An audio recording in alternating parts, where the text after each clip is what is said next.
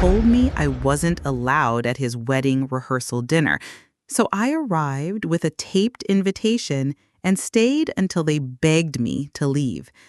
The first sentence hit like a punch, dropping Linda into the grand foyer of Thomas's family estate. Crystal chandeliers glowed above marble floors, their reflection dancing in Linda's silver heels.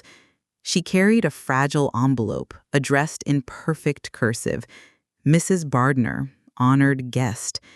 Internally, she smiled. Underneath the polite chatter, she felt the familiar sting of betrayal. Thomas's new fiancée, Bianca, had demanded Linda keep her distance. Yet every piece of this mansion bore Linda's fingerprints. The silk drape she helped select, the oil painting Thomas's late mother adored, the mahogany bar she refinished herself. As she approached the long table set for 12, Bianca's friends turned, glossy lips pursed, eyes narrowing. "Mom?" A hush fell. Thomas, in a crisp navy suit, froze. Linda's voice was calm. "Mind if I join you for a toast?" Gasps rippled through the guests. Bianca's jaw clenched. Thomas swallowed hard, caught between loyalty and love. Outside, a winter gale rattled the windows. Inside, tension bloomed like a dark flower. Linda's gaze swept the assembled faces. This dinner had been built on her sacrifices, and tonight she'd remind them of her worth. Crimson candles flickered on the mahogany table as Linda lifted a silver champagne flute. Every guest had one, except her. Bianca had insisted on branded crystal for the bridal party, leaving Linda's glass plain. But Linda had brought her own heirloom cup. It gleamed under chandelier light. Thomas's grandmother, Eloise, nudged him. "Is she really going to speak?" His eyes darted to Linda, lips parted in shock. "Mother." She held up the cup. "To new beginnings," she said, voice steady. Silence answered. Then a murmur. "Is she mocking us?" Bianca hissed in Thomas's ear. Linda's calm broke. "Beginnings? I've financed every renovation here, yet I'm not deemed family enough for a glass of crystal?" A servant passed, stiff as marble. Guests shifted. Eloise's gaze sharpened. "Thomas, maybe we should finish preparations?" she said. He opened his mouth, closed it. Linda lowered the flute. "Finish or run away? Because I've always been here, building this place with you." The storm outside intensified, rattling glass. Inside, hearts rattled too. Later, under a storm-dark sky, Linda drove to her modest townhouse. Snow dusted her windshield. She peeled off her gloves and stared at a photo in her glove compartment. Her and Thomas as children, laughing in a sunlit park. That boy had adored his mother, her, and promised she'd always belong. Anger ebbed to sorrow. She thought of every loan secured, every sacrifice made, swallowed beneath Bianca's haughty sneers and Thomas's silence. But tonight, something shifted. No longer would she stay silent. She unlocked the glove box, pulled out a thick manila envelope stamped "Evidence." Inside, 5 years of canceled checks, receipts from marble orders, wiring confirmations to the estate's account, everything that proved her devotion. As headlights faded behind her, Linda whispered, "They'll know the truth." Ahead lay a path of reckoning, winding through ambition, betrayal, and the cold promise of justice. She sat back, breath fogging the glass, and let the humming heater remind her she'd never be alone again. On Monday morning, the local paper's headlines screeched, "Beloved matriarch snubbed from the groom's rehearsal dinner." Under it, Bianca's polished portrait and a tearful quote from Thomas's fiancé about Linda's unpredictable behavior. No mention of the lavish gifts Linda had funded. She yawned as she flipped pages. She found her own face staring back, eyes narrowed mid-speech. Below, witnesses described her as bitter, unstable, a liability to the wedding party. All lies. She sipped coffee, then opened her laptop. 10 browser tabs, Bianca's social feed, Thomas's LinkedIn, the newspaper's editorial contacts. Every post from Bianca's curated life unveiled extravagance. Vacations in Capri, charity galas, glam brunches, all propped up by Linda's generosity. Across screen, she clicked print. Receipts, bank statements, email chains, the paper stacks grew. The storm outside melted into rain. Inside, her resolve solidified. She'd take this narration back. At 5 p.m., Linda arrived unannounced at Bianca's bridal boutique. The glass door chimed as she entered. Racks of ivory gowns lined the walls. Bianca's friends flitted like moths. "Mrs. Gardner?" The clerk stepped forward. She recognized Linda from society feeds. "I'm here to hang a notice." She produced a stack of flyers. On each, side-by-side images of Bianca's lifestyle and a snippet of Linda's canceled checks. The clerk paled. "This is defamation. You can't post these here." "Oh, but I can, because this is the truth." She taped flyers across the window. Who really paid for this wedding? Rain spattered over ink. Inside, brides-to-be gawked. Bianca's voice cut through the hush. "Remove those, now." She smiled. It's too late for that. Outside, passers-by stopped, cameras poised. Justice taped to display. At dawn, social media exploded. #GardnerGate trended. Screenshots of the flyers circulated. Comments ranged from outrage at Linda's treatment to support for her boldness. TV crews arrived at the boutique, lights flashing.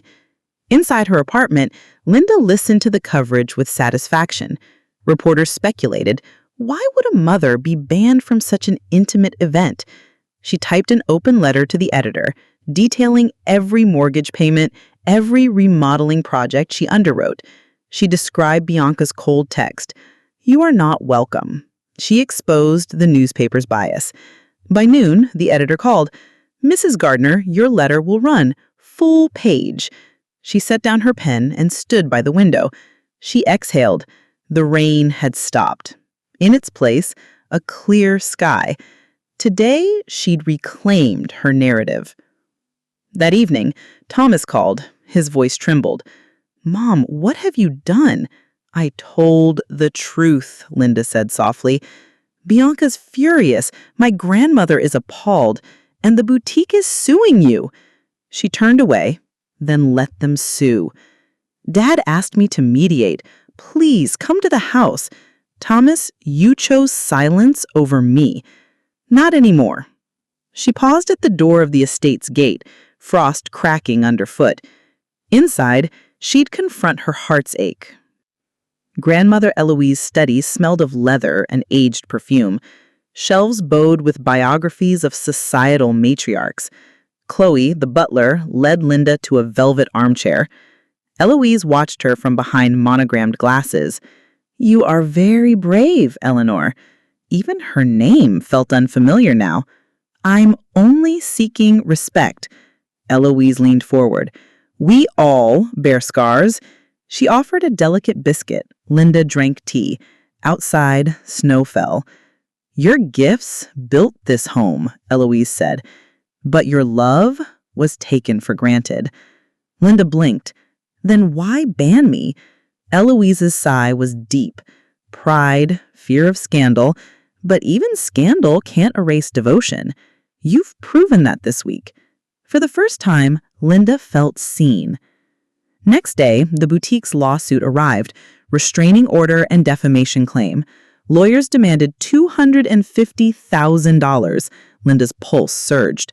Back in her townhouse, she fetched a sealed envelope, her counter-evidence. She drafted a lawsuit of her own, citing unjust enrichment and breach of trust. She typed until dawn. Each sentence carved out her anger. At dawn, she filed 2 complaints in one for defamation, one for restitution. The court stamped them filed. Justice tangible. Thomas's call came midday. "Mom, stop this madness. They're tearing the family apart." She clicked speaker. "You mean they already have?" Bianca's threatening me with a prenup that cuts you out entirely. She inhaled. Then I'll ensure she can't enjoy what she demanded. He swallowed. Promise me you'll consider reconciliation. Promise me you'll respect me. Silence. Then I will. Through that word, a fragile bridge began to form. On the courthouse steps, cameras flashed. Linda faced reporters, poised in a soft gray coat. She held the lawsuit documents, her armor. My gifts were given with love, not for silence. I'm seeking accountability, not revenge. Questions flew. Are you expecting an apology? She paused. I'm expecting fairness. Then, do you regret your actions? She looked skyward. Only that it took me so long. The gavel of public opinion struck. Bianca's scathing In the ignition, I did it for both of us. Boundaries don't break families, they rebuild them. As we drove away, the house faded into darkness, and ahead lay a path we chose together. New, honest, and free. On love, bravery, and the power to stand when it mattered most. And me. On Zoe's first homecoming, she brought her new boyfriend to meet me. I watched her laugh in the golden leaves. My heart swelled. I'd given her a future and found my own. One morning, I opened a draft of my memoir, From Betrayal to Breakthrough. As sunlight streamed through the office windows, I realized the greatest gift the envelope gave me wasn't revenge, it was my rebirth. I smiled at the blank first page and began to write. I raised my glass and told him, I'm leaving you today. The sentence still rang true, only now it led to everything I'd always wanted. hit the press. An ungrateful mother destroys a perfect union. In salons, gossip swirled. But Linda's supporters rallied online, sharing stories of parents sacrificed to in-laws. Eloise's letter followed, a calm defense of Linda's character. Devotion deserves dignity, it read. The tide turned. A judge scheduled mediation. In a wood-paneled room, Linda sat across Bianca and Thomas. Lawyers flanked them. Bianca glared. Mediator. Can we find common ground? Silence. Then Linda spoke. I never asked for this confrontation.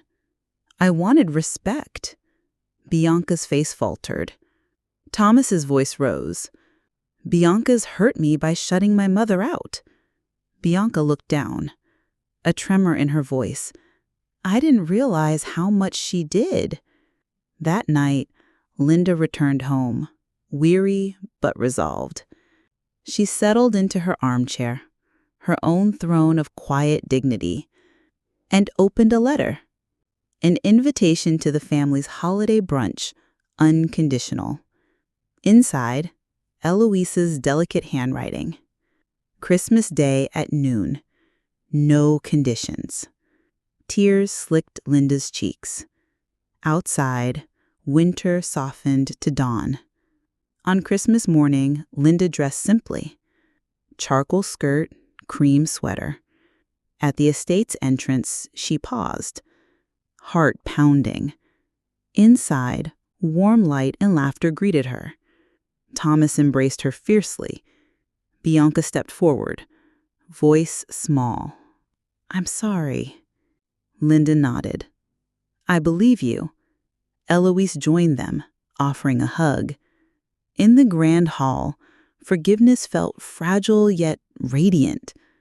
At brunch, Linda took her seat at the head of the oak table. 11 guests smiled, cups raised.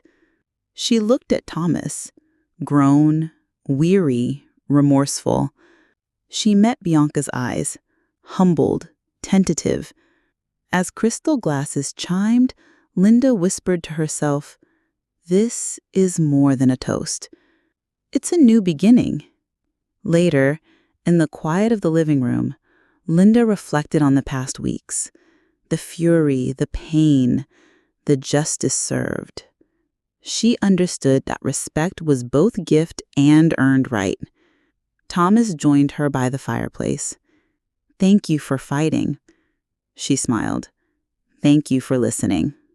He took her hand. Outside, snowflakes drifted like hope. Weeks passed. The defamation suit was withdrawn. Restitution negotiated. Bianca's boutique agreed to share credit for venue decor and refunded fees.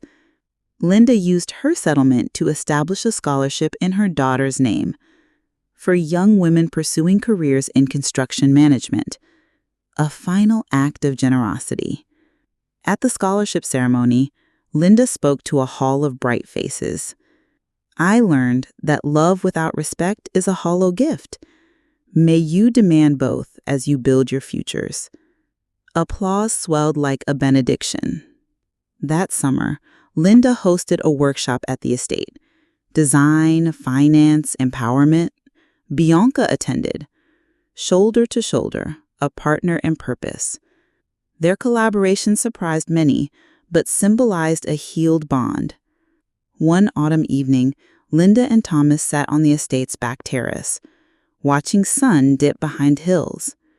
"You changed everything," he said softly. "We did," she corrected. Under amber light, they shared a quiet triumph. Years later, the estate stood stronger, renovated, vibrant, alive. Linda's scholarship flourished. Young women returned as colleagues. Bianca and Linda co-hosted charity galas.